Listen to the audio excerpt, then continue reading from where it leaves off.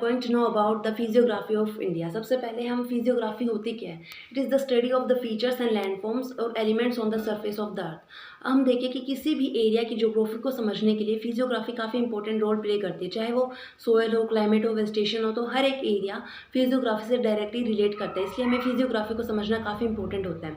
उसके बाद अगर हम देखें तो इंडिया की फिजियोग्राफी में हमें अलग अलग डिविजन्स देखने को मिलते हैं, चाहे वो माइटी हिमालयाज हो या फिर एलिवेटेड पोर्शन पेनिनसुलर इंडिया को हो, इंडो गैंजेटिक प्लेन्स हो, कोस्टल रीजन हो, डेजर्ट हो, ये सारी चीज़ें हमें इंडिया की फिजियोग्राफी में देखने को मिलती हैं। स्टार्टिंग फ्रॉम द हिमालयाज, अगर हम हिमालयाज के ओरिजिन की बात करें तो दो इंपॉर्टेंट थ्योरीज थी। एक तो थी जियोसिंक्लिनिकल थ्योरी, दूसरी थी प्लेट टेक्टोनिक थ्योरी। जियोसिंक्लिनिकल थ्योरी में हम देखते हैं कि कैसे जो एक सुपर कॉन्टिनेंट था पेंजिया, वो दो पार्ट्स में डिसइंटीग्रेट हो जाता है। एक तो अंगारा लैंड जिसे हम लोरेशिया भी बोलते हैं, दूसरा गोंडवाना लैंड जिसे, उसके बाद इनके बीच में हम देखते हैं कि 33 सी बना। 33 सी का एक्सटेंशन हमें यूरोप से वेस्ट चाइना तक देखने को मिलता है। जब टाइम के अकॉर्डिंग जो दोनों लैंडफॉर्म्स थे उनका इरोडेड मटेरियल 33 सी में आकर डिपॉजिट होने लगा और कार्बोनिफेरस पीरियड में हम देखते हैं कि जो सी बेड थी उसका अपहिवल हुआ, जिसकी वजह से ट्रांस हिमालय या फिर जो तीनों माउंटेन रेंजेस थे उसका फॉर्मेशन हमें देखने को मिला। फर्दर अपहीवल हमें इयोसिन, प्लियोसिन और ओलिगोसिन पीरियड में देखने को मिलता है, जिसकी वजह से जो लेसर हिमालयाज, ग्रेटर हिमालयाज, मतलब इनका फॉर्मेशन हमें ऐसे देखने को मिला। ये थ्योरी इतनी इंपॉर्टेंट नहीं थी। उसके बाद जो थ्योरी थी वो थी plate tectonic theory. Plate tectonic theory में हम देखते हैं कि कैसे जो इंडियन प्लेट थी वो यूरेशियन प्लेट की तरफ मूव करती है। जो सबसे पहले इंडियन प्लेट उस एक ओशियनिक प्लेट से टकराती है, उस ओशियनिक प्लेट के टकराने से ट्रांस हिमालयाज का फॉर्मेशन होता है। चूँकि ओशियन और कॉन्टिनेंट प्लेट का कन्वर्जेंस हुआ तो सबडक्शन हुआ, वोल्केनिक एक्टिविटीज़ हुई। तो आज भी जो ट्रांस हिमालयाज है वहाँ पर उसके द्रास रीजन में वोल्केनिक एक्टिविटीज़ के एविडेंसेस देखने को मिलते हैं। उसके बाद अगर हम उसके बाद जो ओशनिक प्लेट थी वो पूरी तरीके से मतलब उसका मतलब वो पूरी तरीके से जब हट गई तो उसके बाद जो इंडियन प्लेट थी वो यूरेशियन प्लेट से जाकर टकराई। जब कॉन्टिनेंट और कॉन्टिनेंट प्लेट का कन्वर्जेंस हुआ तो हमने देखा कि सबडक्शन की बजाय फोल्डिंग की एक्टिविटी टेक प्लेस हुई, जिसकी वजह से हम देखते हैं कि जो लेसर हिमालयस, ग्रेटर हिमालयस, इनका फॉर्मेशन देखने को मिला और जियोसिंक्लिनिकल डिपॉजिट भी हमें यहाँ देखने को मिलता है। उसके बाद अगर हम ट्रांस हिमालयस की बात करें तो ट्रांस हिमालयस को हम तिब्बत हिमालयस भी बोलते हैं। तिब्बत हिमालयस, इसके अंदर हम देखते हैं कि जो तीनों माउंटेन रेंजेस थी, जस्कर, कराकोरम और लद्दाख, वो तीनों माउंटेन रेंजेस हमें ट्रांस हिमालयस के अंदर देखने को मिलती है। अगिल पास, लानकला पास, इसके कुछ इंपॉर्टेंट पासेज हैं। तसो मोरिरी और पेंगोंग तसो इसकी इंपॉर्टेंट लेक्स भी हैं। अगर हम यहाँ देखते हैं कि कराकोरम जो माउंटेन पीक है वो भी हमें ट्रांस हिमालयस में ही देखने को मिलती है। इसके अंदर जो सेडिमेंट्स थे वो मेरीन सेडिमेंट्स, मतलब फॉसिल एविडेंसेस हमें यहाँ देखने को मिलते हैं, क्योंकि ओशनिक प्लेट से बनी थी। उसके बाद अगर हम ग्रेटर हिमालयाज की बात करें तो ग्रेटर हिमालयाज का एक्सटेंशन हमें नंगा पर्वत से नामचा पर्वत तक देखने को मिलता है।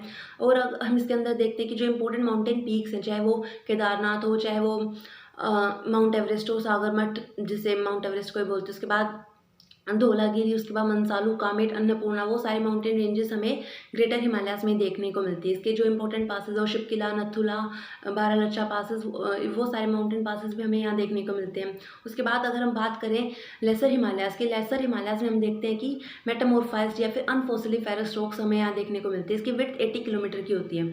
उसके बाद इसके अंदर पीर पांझाल, मसूरी रेंज, वो यहाँ लेसर हिमालयाज में लाई करती है। उसके बाद हम देखते हैं कि जो लेसर हिमालयाज और शिवालिक थे उनके बीच में कुछ लॉन्गिट्यूडनल वैलीज बनती हैं। उन लॉन्गिट्यूडनल वैलीज को हम दून्स या द्वार्स बोलते हैं। वेस्ट में उन्हें द्वार्स बोलते हैं और ईस्ट में उन्हें दून्स बोलते हैं, जैसे हरिद्वार, देहरादून।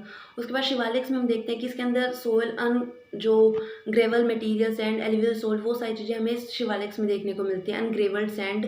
उसके बाद हम देखते हैं कि जो शिवालिक्स का एक्सटेंशन था, विड्थ थी, वो वेस्ट में ज़्यादा है और ईस्ट में उसका एक्सटेंशन या फिर विड्थ हमें कम देखने को मिलती है।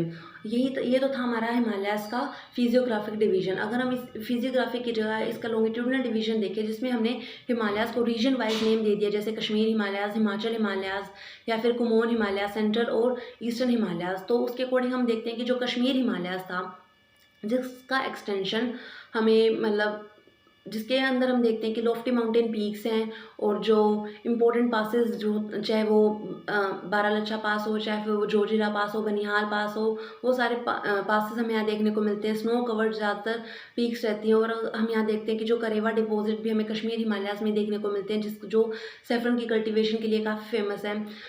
और हम देखते हैं कि इसके अंदर कश्मीर हिमालयाज़ का जो रीजन है वो इंडस और सतलुज रिवर के बीच का है। और इसके अंदर हम हिमाचल हिमालयाज़ भी देखते हैं। हिमाचल हिमालयाज़ जिसे हम अबोर्ड ऑफ गॉड्स भी बोलते हैं, उसके अंदर हम देखते हैं कि काफ़ी सीनिक ब्यूटी हमें देखने को मिलती है।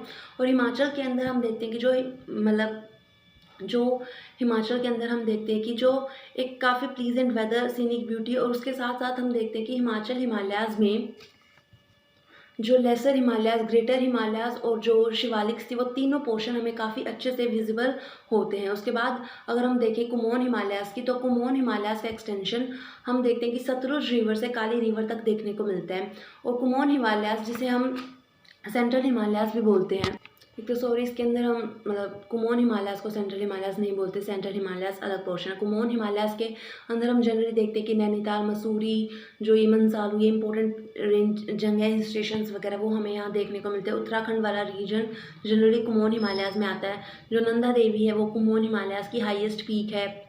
उसके अंदर हम देखते हैं कि जो लीपू लेक इम्पोर्टेंट पास यहाँ देखने को मिलता है। उसके बाद बात करें सेंट्रल हिमालयाज़ की, जिसे हम जनरली जो काली रिवर से तीस्ता रिवर तक इसका एक्सटेंशन हमें यहाँ देखने को मिलता है, सेंट्रल हिमालय। और जो सेंट्रल हिमालयाज़ का मेजर पोर्शन वो नेपाल में लाई करता है। इसके अंदर हम देखते हैं कि जो माउंट एवरेस्ट, कंचनजंगा, जो इंपॉर्टेंट माउंटेन रेंजेस है वो सेंट्रल हिमालयाज़ में लाई करते हैं। बात करें ईस्टर्न हिमालयाज़ की, तो ईस्टर्न हिमालयाज़ जो ये अरुणाचल प्रदेश वाला रीजन है वहाँ देखने को मिलता है। ये बाद में इसके अंदर हम देखते हैं कि ईस्टर्न हिमालयाज़ में जो हिमालयाज़ है उसके अंदर एक सिंटेक्सियल बैंड होता है, मतलब एक मुड़ाव आता है जो हमें, जिसका एक्सटेंशन हमें अंडमान निकोबार तक भी देखने को मिलता है। और इसके अंदर हम देखते हैं कि जैसे जो डाफला हिल्स वगैरह वो इसी जो ईस्टर्न हिमालयाज़ का ही पार्ट है। इसके अंदर हम जनरली और भी चीज़ें जैसे एक तो हम इसे पूर्वांचल बोलते हैं, और जो इसका एक्सटेंशन है तीस्ता रिवर और ब्रह्मपुत्रा रिवर के बीच जनरली माना जाता है। और जो इस पूर्वांचल को वेस्ट में मेघालय प्लेटू से इसका ज्वाइन होता है। उसके बाद ये फर्दर अंडमान निकोबार तक इसके अंदर हमें एक्सटेंशन देखने को मिलता है। जो इंपॉर्टेंट इसके अंदर जो हिल्स हैं जैसे Abor hills, Dafla hills, Mihir hills, वो सारी इसी जो पूर्वांचल है, ईस्टर्न हिमालयाज़ है, उसी का ही पार्ट है। और हम देखते हैं कि इसके अंदर जो सिंटेक्सियल बेल्ट था वो काफ़ी इंपॉर्टेंट, जो रिवर के फ्लोज को भी काफ़ी इफेक्ट करता है। तो ये सारी चीज़ बोमदी लाइक इसका इंपॉर्टेंट पास है। ये सारी चीज़ें हमें हिमालयाज़ के बारे में बताते हैं। और हिमालयाज़ हमारे लिए इसलिए भी काफ़ी इंपॉर्टेंट बिकॉज एक तो ये टूरिस्ट के लिए काफ़ी अच्छा प्लेस है। दूसरा, ये हमें जो हार्श क्लाइमेटिक कंडीशंस है उनसे हमें प्रोटेक्ट करता है। ये डिफेंस के लिए भी काफ़ी स्ट्रेटेजिक लोकेशन है। उसके बाद जो हिमालय है उसका एक इन्फ्लुएंस हमें, एक तो ये इतना इन्वायरमेंटल कंजर्वेटिव और इन्वायरमेंटल वेल्थ प्रोवाइड करता है, चाहे वो फॉरेस्ट हो। इसके अंदर हमें अलग अलग और चार्ट्स देखने को मिलते हैं। हम देखते हैं कि काफ़ी इसके अंदर हम इस हाइड्रो इलेक्ट्रिसिटी काफ़ी जनरेट होते हैं बिकॉज एक तो रिवर्स हैं वो अपर मेच्योर स्टेज में